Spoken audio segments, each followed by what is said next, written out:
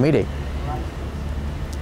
Cuba tiene que demostrar, a pesar de los Estados Unidos, que el socialismo no es repartir la pobreza, que el socialismo es repartir la riqueza, repartirla justamente. Eso Cuba tiene que demostrarlo. Cuba tiene que darle a su pueblo bienestar, después de tantos años en que le ha pedido sacrificio. La gente ha respondido, el pueblo ha respondido, porque, como usted puede saber, aquí no ha habido serios problemas sociales, disturbios, indisciplinas. La delincuencia se mantiene en niveles normales. Usted no le puede pedir más a este pueblo. Hay que medir a este pueblo por ahí. Pero tampoco podemos aceptar que se diga que en Cuba existe una represión clara y evidente para que la gente esté tranquila, callada o... No creo. No creo que en Cuba haya 6 millones de cubanos vigilando a 6 millones de cubanos. Me parece que eso no es verdad. La gente ha creído en la revolución. Hay todavía 1/3 de los cubanos que vivían cuando la revolución triunfó. Ese tercio habitual en el cual yo me cuento, conocimos a la Cuba de antes, a la Cuba que tenía excelentes relaciones con los Estados Unidos. Claro, los Estados Unidos eran dueños de la mejor riqueza que tenía este país. Las mejores tierras eran de la United Fruit. Las más importantes fábricas eran de propiedad norteamericana. Los mejores ingenios azucareros eran de propiedad norteamericana. El peso cubano valía $1, porque la mitad del dinero cubano estaba guardado en los Estados Unidos. El 60% del peso cubano estaba en los bancos norteamericanos. Y aquí circulaba solo el 40%, por eso podía valer $1. Estados Unidos la controlaba. Bueno, conocimos aquella Cuba llena de pobreza, con una capital rutilante, llena de anuncios de neón, casi todo con títulos en inglés, con los carros de último modelo caminando, rodando por el malecón, por esa calle que está allí. Pero a miles y miles de cubanos sin empleo, desnutridos, llenos de parásitos, con la tuberculosis en índices altísimos, con un promedio de edad que no superaba los 62 años, con un 40 o 30% de analfabetos. Esa es la Cuba aquella que yo conocí. La de hoy, a pesar de todos los problemas que tiene, que son muchos, problemas que tienen que ver también con errores internos. Bueno, esta Cuba de hoy es muy diferente a aquella Cuba.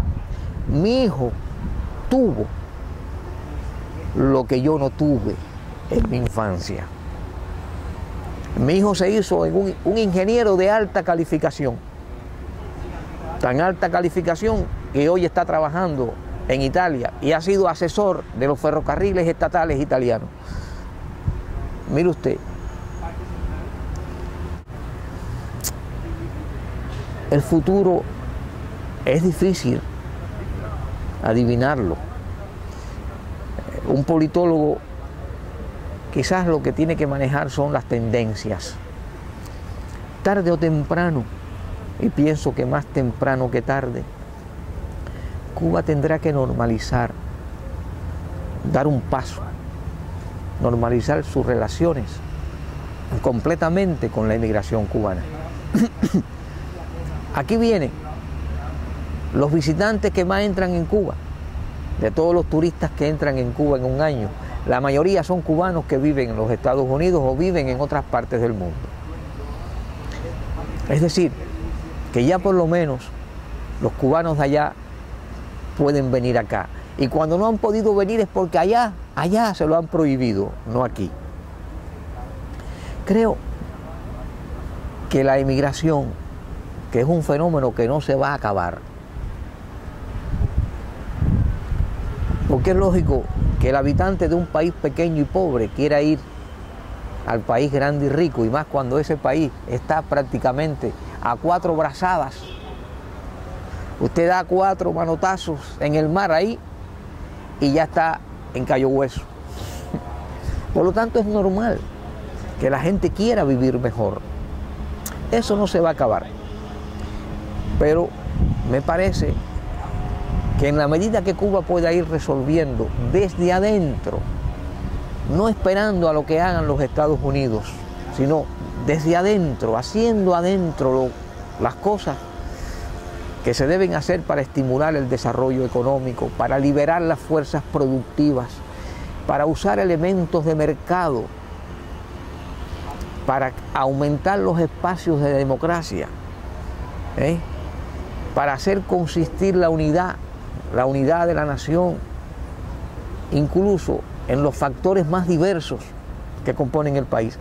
Cuando eso se haga, quizás las relaciones con la emigración sean mucho más fluidas, pero además allá, en la medida que la gente va para allá en estos años y en los que vienen, la composición cambiará. La visión de Cuba será distinta.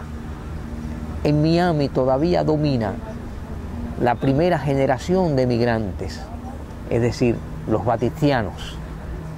No olvide que los Díaz Valar son los nietos del abogado de la United Fruit en Cuba,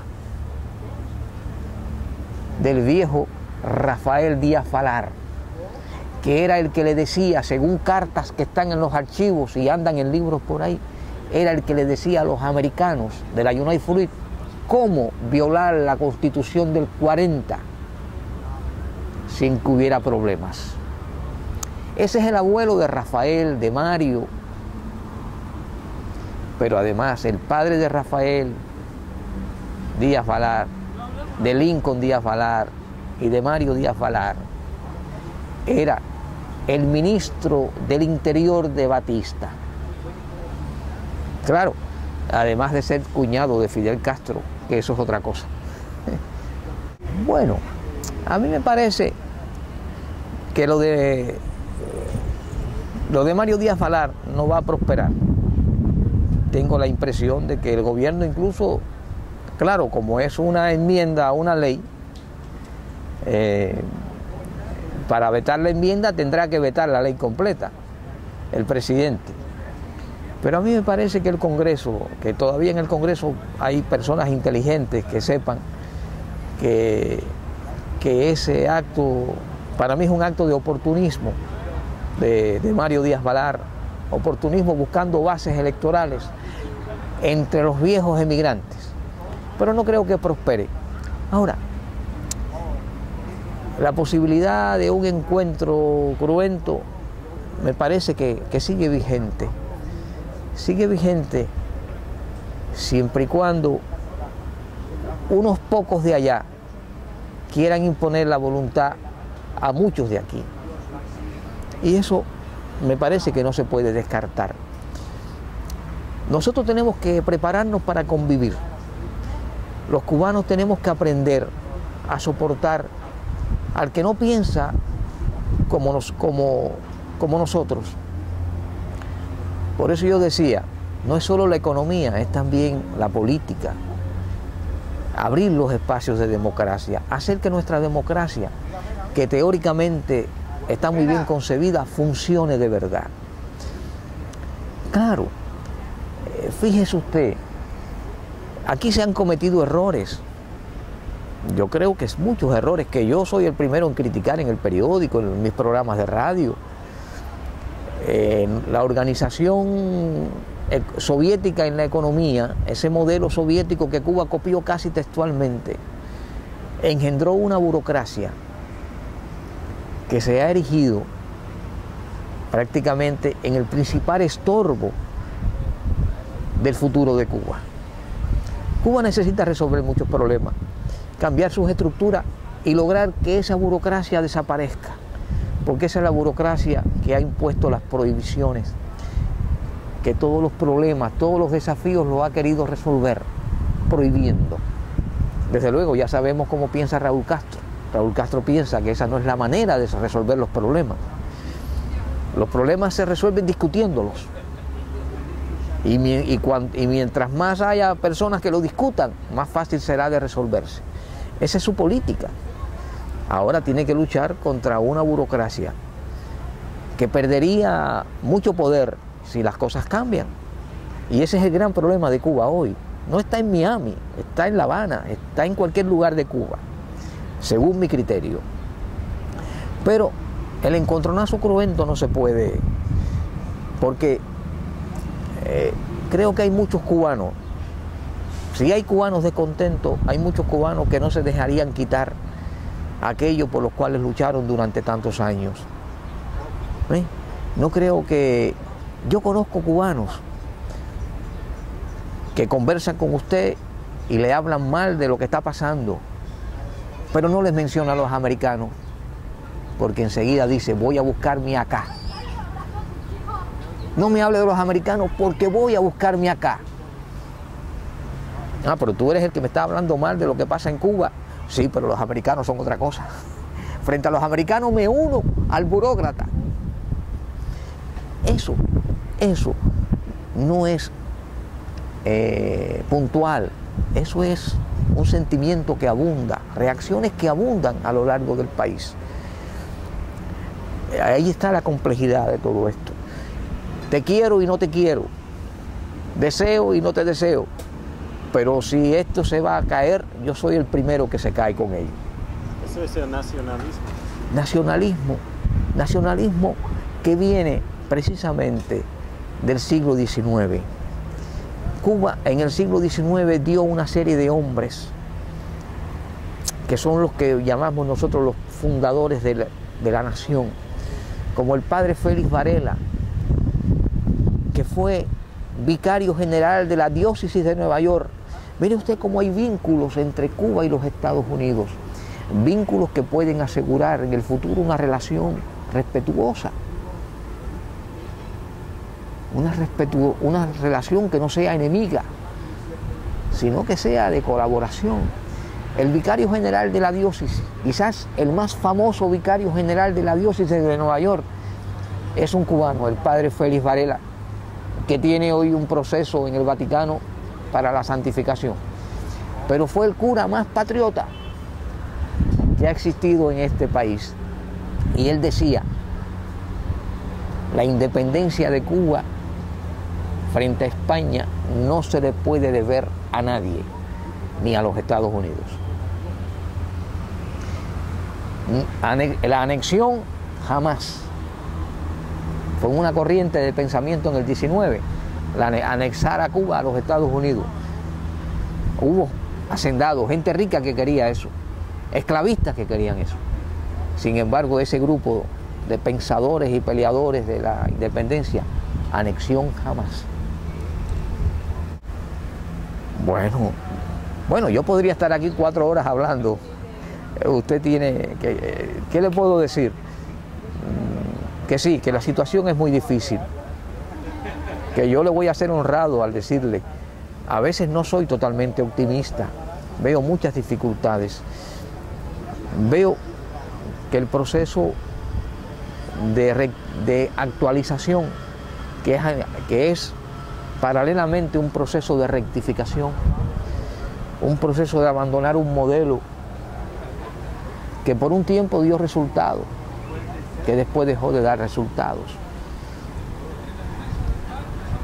A veces uno es pesimista porque hay una mentalidad sumamente enquistada en que el Estado es el que lo decide todo y ya el Estado no puede decidirlo todo. Eso es lo que más trabajo va a costar. Acostumbrarnos a que la ley nos manda a todos por igual. Eso es del padre Varela, que decía, la ley nos manda a todos. Y a veces hay personas que se creen por encima de la ley. Eso es lo más difícil de resolver.